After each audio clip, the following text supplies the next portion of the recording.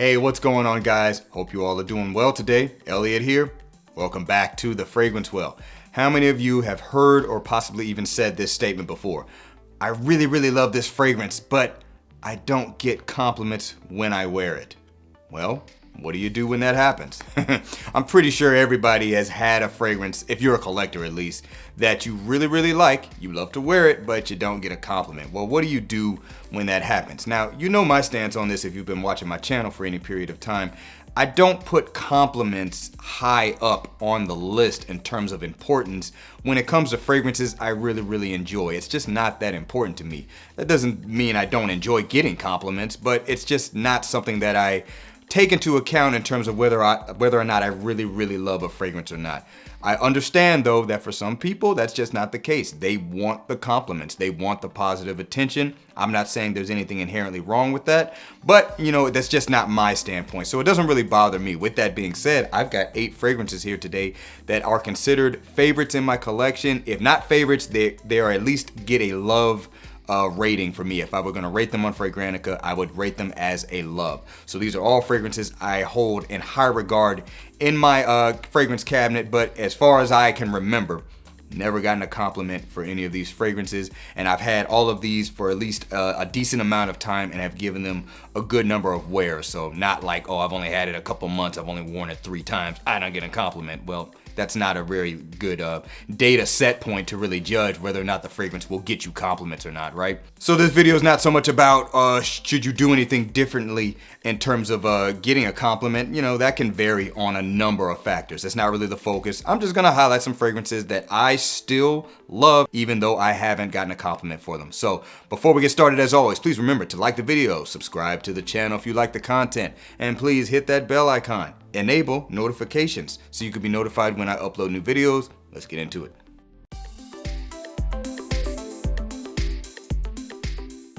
All right, let's get it started. First up, coming from the house of Marc-Antoine Barras, I've got Ganymede. Marc-Antoine Barras, Ganymede. Now this is one of those ones that many people say they get compliments from, or even the offshoots of it, particularly like Bois Imperial, for example, much more affordable version of this. People get compliments from it. But for whatever reason, I haven't gotten one. I've worn this plenty. There is a small dent in it. It's not a massive dent, but you can tell the bottle is no longer full. But, and also this is not one I spray heavily. I don't feel a need to. But I love the smell of this, love that mineralic content, the leatheriness of this, the freshness of it, the somewhat woody nature of it, the dryness of it. Very unique fragrance indeed. Love the smell of it, but never got a compliment. But hey, I still hold it in high regard.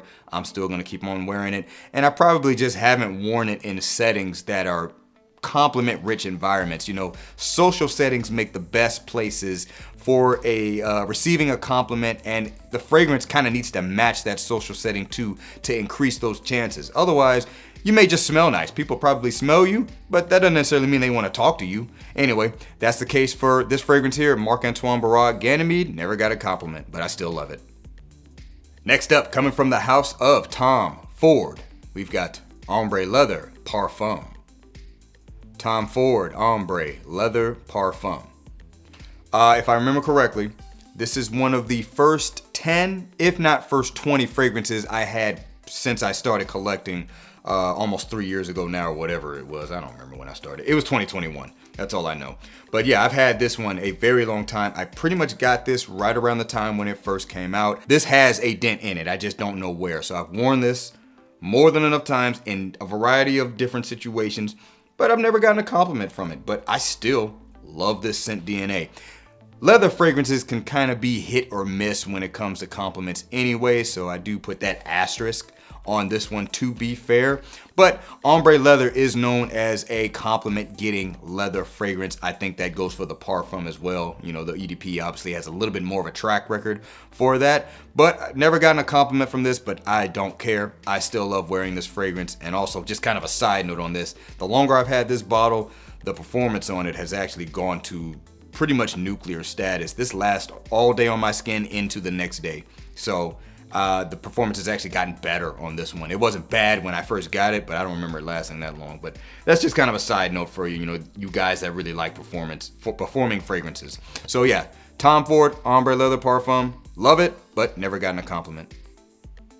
Next one's coming from the house of Rouge Parfums. We have got Elysium Parfum pour Homme. Rouge Parfums, Elysium Parfum pour Homme.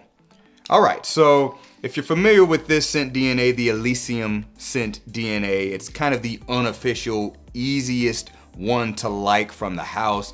Pretty much just works for everything. It's basically a glorified blue fragrance, if you will. You can wear it wherever, and it definitely has that compliment getting potential, and people do get compliments with this scent DNA.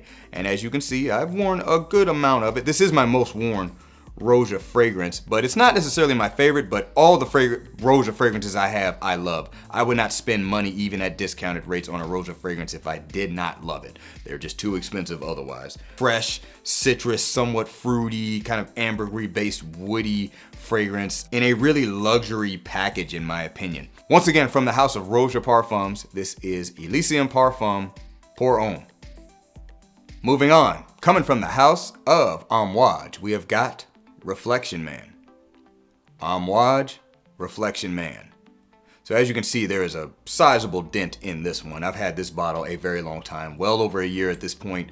One of the first Amouages I acquired. One of the scents that really drew me into the house when I first kind of was able to get my nose on these scents. And I love this fragrance. I know this is a favorite of a lot of people. Classic masterpiece in many people's minds. One that does get positive attention, but I have never received a compliment on this fragrance. This is a fresh, white floral based, neroli heavy, somewhat spicy, warm woody fragrance. Very classy scent. I still love this fragrance. It's one that I don't wear as often anymore just to make room for the newer stuff, but anytime I pull this out, I thoroughly enjoy wearing it. So this is still always going to be a favorite for me. So once again, from the house of Amouage, we have got Reflection Man. Next up, from the house of Nishane, this is Fan Your Flames. Nishane, Fan Your Flames. I love this fragrance. It's kind of right there at the top with Hasavat in terms of the favorites that I have out of the Nishanes I've got at this time. However, I've worn this a number of times. There's a small dent in it. There's not a massive dent, but I do not spray this fragrance heavily. It's really strong on my skin, but I've never gotten a compliment for this. I love that tropical coconut-based rum tobacco feel that this fragrance has, mixing with the dry woods and the oak moss. I've worn this fragrance in a variety of situations, variety of temperatures, and I love it when I wear it, but I've never received a compliment for it. To be fair, I think this one does have compliment potential, but there's something that tells me that this has to be worn in a really specific environment to kind of raise those chances of getting a compliment. I could be wrong about that. It might not have anything to do with that. I'm sure people have smelled this on me, probably thought it smelled good, but just didn't want to say anything. But nevertheless, I still love this scent, will always hold it in high regard, always going to be one of my favorites. And if I never get a compliment, then I just don't get a compliment for it. It's more of a statistic more than it is anything else. So once again, from the house of Nishane, this is Fan Your Flames. All right, next one's coming from the house of Mason Francis Kirk John. This is Amyris Homme Extrait de Parfum. Mason Francis Kirk John, Amyris Homme Extrait de Parfum. I love this scent. It's one that every time I smell it, I just remember that first feeling that I had when I first encountered this scent. As you can see, there's a little bit of a dent in there. This is also one you don't need to spray heavy. Not a massive dent, but the bottle is certainly not full anymore. A little bit of a tangent here.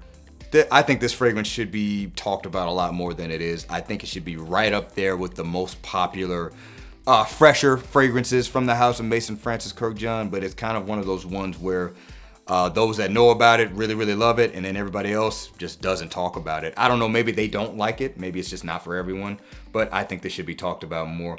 You got the freshness, you got the sweetness in this, and then you got a little bit of spice, actually quite a bit of spice coming from Ceylon cinnamon. Different cinnamon profile than most fragrances. It's got those elements that tend to make fragrances very enjoyable for a lot of people. And honestly, I'm surprised I haven't gotten, at least as far as I can remember, I've had this one a long time too. I've never gotten a compliment on this. The only thing I think that really would turn people off to this is if you overspray it, because I have done that before and I was turning myself off to it. I'm like, it's just overwhelming. I spray too much. But yeah, never gotten a compliment for this, but I'm always gonna hold this one in high regard. It's always gonna be a favorite of mine because that scent DNA, there's something about this one that just makes me happy on the inside and brings me back to the moment when I first discovered it. That's a special thing in a fragrance, in my opinion. So once again, from the house of Mason Francis Kirkjohn, we've got Amyris Homme, Extrait de Parfum. Next ones, coming from the house of Chanel, we've got Bleu de Chanel Parfum. Bleu de Chanel Parfum. I think, you guys can see the liquid level, right? So there's a sizable dent in this. I've had this one a long time. I've worn it for plenty of different occasions, plenty of times, because, you know, this is just an easy go-to fragrance that really works for anything. To me, this is the masterpiece version of Bleu de Chanel up to this point, assuming they don't come out with any more. And you know the Bleu de Chanel DNA is known as a compliment garnering fragrance DNA, but I've never received a compliment for this, and I've worn this plenty, long before I started properly tracking my wears, and you can see the dent in the bottle. I'm pretty sure people have smelled me with this on and probably thought it smelled really good, but again, that doesn't mean they're actually gonna say anything to me. So once again, from the house of Chanel, this is Bleu de Chanel Parfum. All right, and last but certainly not least, from the house of Louis Vuitton, this is Pacific Chill. Louis Vuitton Pacific Chill.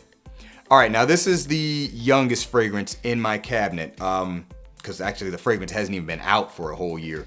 But I've had this, I think, 8 months. I got it close to when it first came out. As you can see, not a massive dent, but there is a dent in it. The bottle is not full, so I've worn this quite a bit. True summertime scent. In my opinion, love the fruits in this. The fruits and the citrus just blow my mind in this fragrance. And I've worn this in a variety of situations, but never gotten a compliment for it. But you know what? This is still, I think, my favorite summer fragrance at this time, or at least at least top 3. You know, that can obviously change sometimes from day to day. But yeah, I love this scent DNA. I'm gonna keep talking it up because I think it is that good. As the temperatures continue to rise here, this one has got to be in the rotation somewhere. I gotta get my wares in of this. I love this stuff.